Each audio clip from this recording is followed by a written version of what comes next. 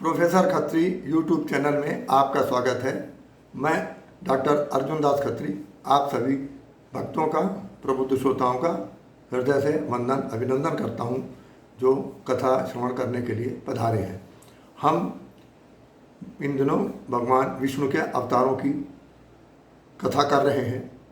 तो मैंने जैसा आपसे पहले कहा कि उनके अवतार तो 24 हैं, परंतु हम उनमें से जो प्रमुख उनके बड़े 10 अवतार माने जाते हैं, तो उनकी चर्चा हम पहले करेंगे और इस प्रकार से करेंगे कि आपको उसको सुनने में अच्छा लगे, सरल लगे, सहज लगे और अच्छा लगे। तो हम सबसे पहले जो प्रारंभ कर रहे हैं वो कर रहे हैं भगवान मत्स्य अवतार की कथा करेंगे। तो भगवान मत्स्य अवतार का जो प्रकटोत्सव है वो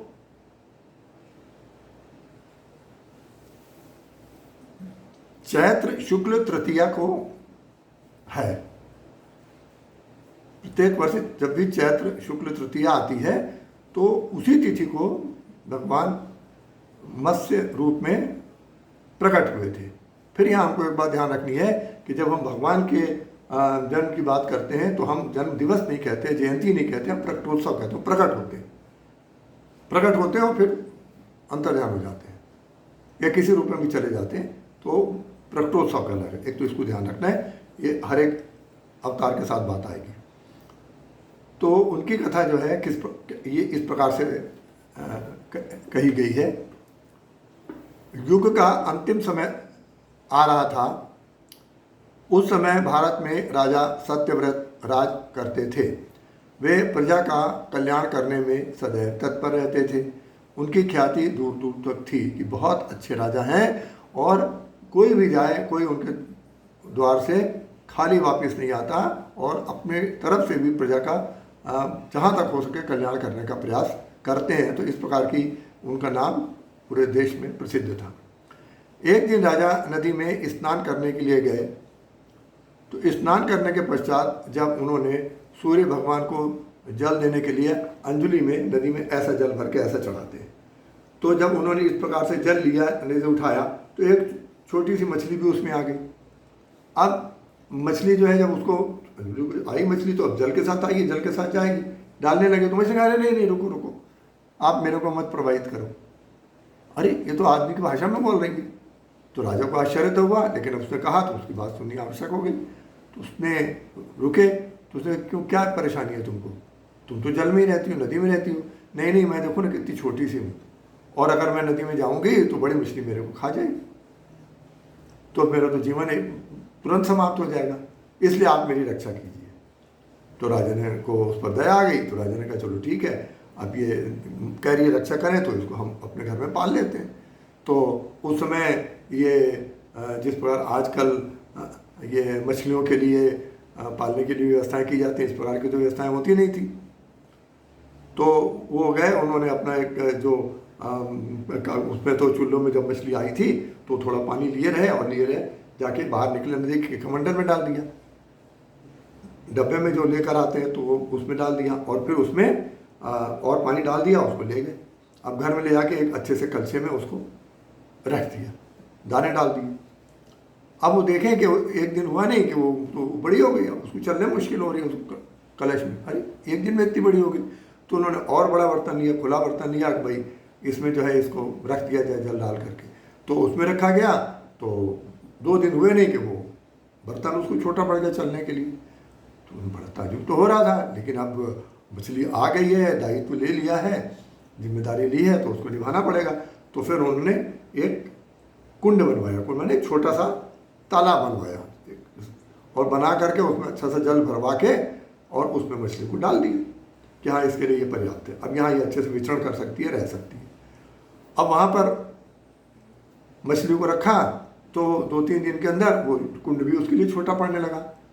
तो राजा ने देखा ये तो इतनी तीव्रता से बढ़ रही है, तो ताजुब तो हो रहा था, पर उनको ये भी लगा कि अब ये इतनी बड़ी हो गई है, अब इसके जीवन का कोई संकट नहीं है। अब अगर इसको हम नदी में प्रवाहित कर दें और नदी से होती हुई ये समुद्र में भी चली जाए तो वहाँ भी अब इसके जीवन को कोई भय नहीं है कि कोई इसको खा जाएगा, क्योंकि भी बहुत बड़ी हो गई है, तो अपनी सुरक्षा स्वयं कर लेगी। इसलिए वो उसको लेकर के पुनः व्यवस्था करके जल वल में भर के लेके और उसको प्रवाहित करने के लिए नदी चले गए। अब नदी में जल जैसे ही जल जाके उन्होंने मछली को प्रवाहित किया तो फिर हाथ जोड़ के खड़े हो गए। किसके लिए? मछली के सामने। राजा, इतने बड़े राजा। क्यों? उन्होंने कहा कि आप सामान्य मछली नहीं हो। क्यों? सामान्य मछली इस प्रकार से बढ़ती नहीं है, तो आप सामान्य मछली नहीं हो। अब जब आप मेरे पास आ ही गए हो, मेरे साथ रहे हो, और फिर अब मैं आपको प्रवाहित करने आया हूँ, तो आप जाते जाते मुझे ये तो बता दो कि आप हो कौन, अपना परिचय तो मुझे दे दीजिए।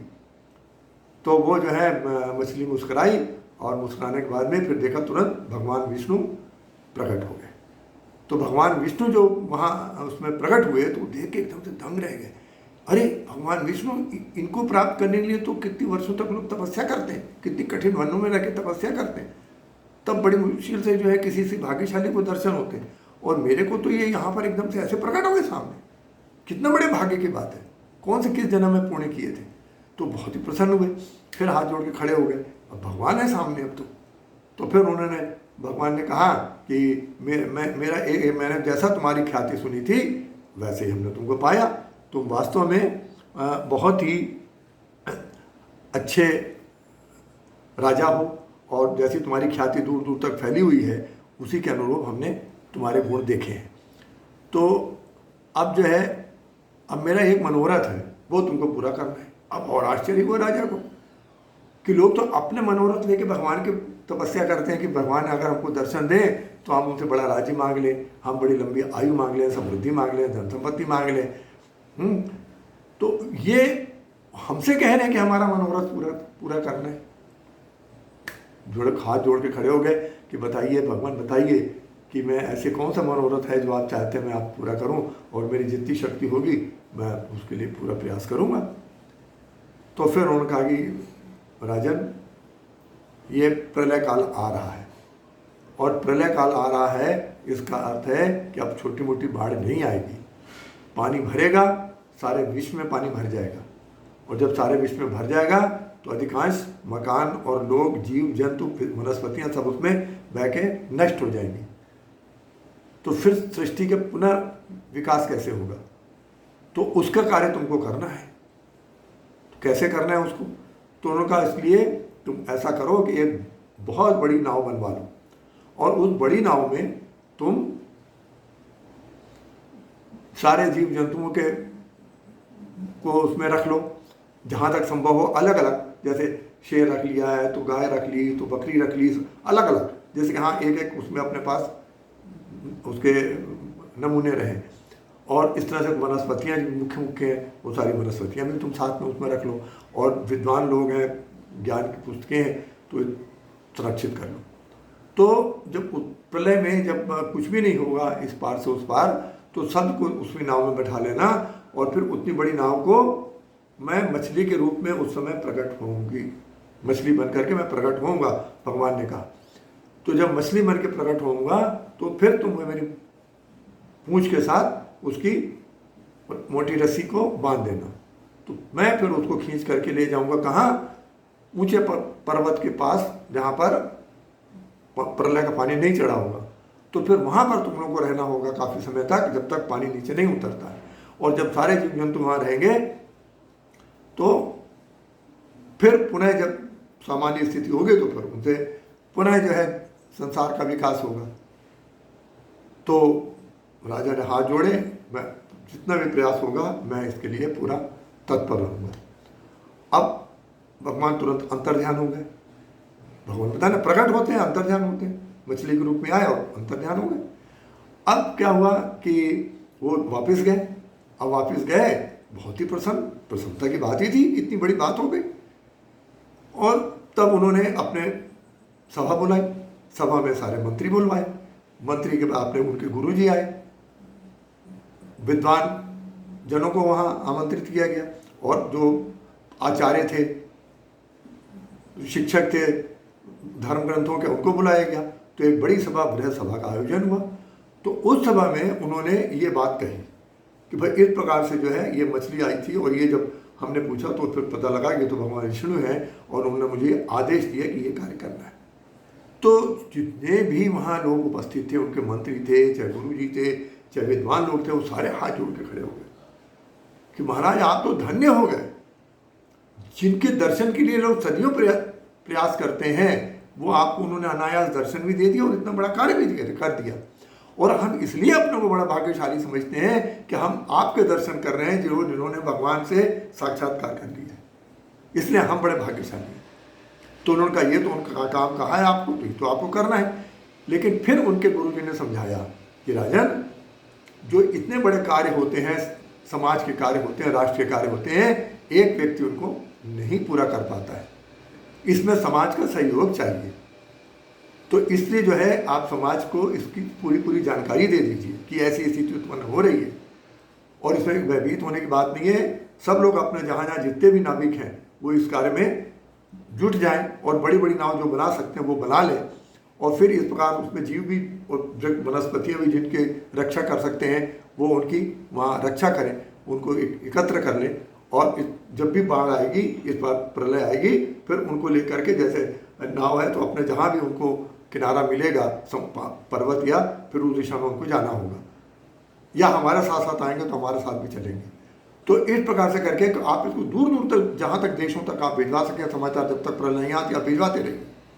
क्यों कि आप दुनिया भर की कितनी बड़ी नाव बनाओगे जिसमें दुनिया भर के आप जीव जंतुओं को, वनस्पतियों को इकट्ठा कर लोगे।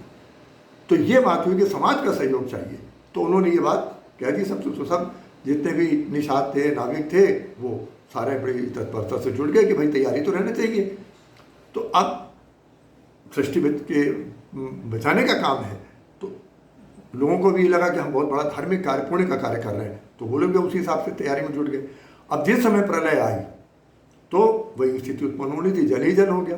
तो फिर राजा ने नाव में तो पहले ही अपना सामान सुरक्षित रख लिया था, बाकी लोगों ने भी अपने अपने रख लिए थे। तो उस समय जो है भगवान विष्णु पुनः बहुत बड़ी मछली के रूप में प्रकट हुए, या यही कह लीजिए कि जो मछली प्रवाहित की थी वो वही उसी रूप में, बड़े रूप में आ गई। पर अब विष्णु भगवान को फिर मछली के रूप में उस समय तक रहने की आवश्यकता नहीं थी, वो फिर पुनः एक बहुत बड़ी दिव्य मछली के रूप में प्रकट हुए। और वो निकट उसके आए तो हाथ जोड़ दिए, समझ गए कि भगवान विष्णु स्वयं जो है मत्स्य रूप में, मछली के रूप में अवतार लेकर के हमारे सम्मुख आए हैं हमारी रक्षा करने के लिए। तो फिर उन्होंने रस्सी को उसकी पूंछ से बांध दिया, उसके ऊपर से बांध दिया, शरीर से बांध दिया समझ लीजिए। और फिर वो उसको खींच करके दूर तक ले गए, पर्वत की निकट तक जहाँ ले गए, जहाँ तक देखा कि हाँ कुछ सूखा धरातल है। तो ये जो है कथा मत्स्य अवतार की है। अब आप ये देखिए, मैं कहा भगवान विष्णु कोई ना कोई अच्छी शिक्षा देने के लिए प्रकट होते हैं विश्व में। तो अब यहाँ क्या उन्होंने शिक्षा दी? यहाँ देखिए किसी दैत्य का संहार नहीं किया है ना, कि कोई युद्ध नहीं किए। क्या उन्होंने शिक्षा दी कि ये मनुष्य का कर्तव्य है, क्योंकि मनुष्य ही काम कर सकता है, जीव जंतु नहीं कर सकते। तो ये मनुष्य को दायित्व है कि वो सारे जीवों का संरक्षण करे, सारी वनस्पतियों का संरक्षण करे, ताकि उनका विकास करे अच्छे से। तो फिर वो सब मिल करके एक दूसरे को सहयोग करते हुए अच्छा जीवन जी सकते हैं। तो ये जो पवित्र कथा है मत्स्य अवतार की, वो हमें ये शिक्षा देती है। इसके साथ ये भी था जब प्रलय आ गई तो लोग जिएंगे कैसे, तो उनका भोजन मछली तो होगा। तो इस प्रकार आप ये देखें कि मछली के रूप में कह लीजिए कि वो जीवित भी मछली खा कर ही रहे, क्योंकि और समुद्र में क्या मिलेगा उनको। तो ये जो भगवान मत्स्य अवतार की जो कथा आपने सुनी, इसको आप अपना हृदय में रखिए कि हमको सारे जीव जंतुओं का और हमको वनस्पतियों का संरक्षण करना है, उनको नष्ट नहीं होने देना है। और ये हमेशा जो है आप हमारे हृदय में बने रहना चाहिए। तो प्रकृति का संरक्षण होता रहेगा, विकास विस्तार होता रहेगा, हमें भी उसका लाभ मिलेगा।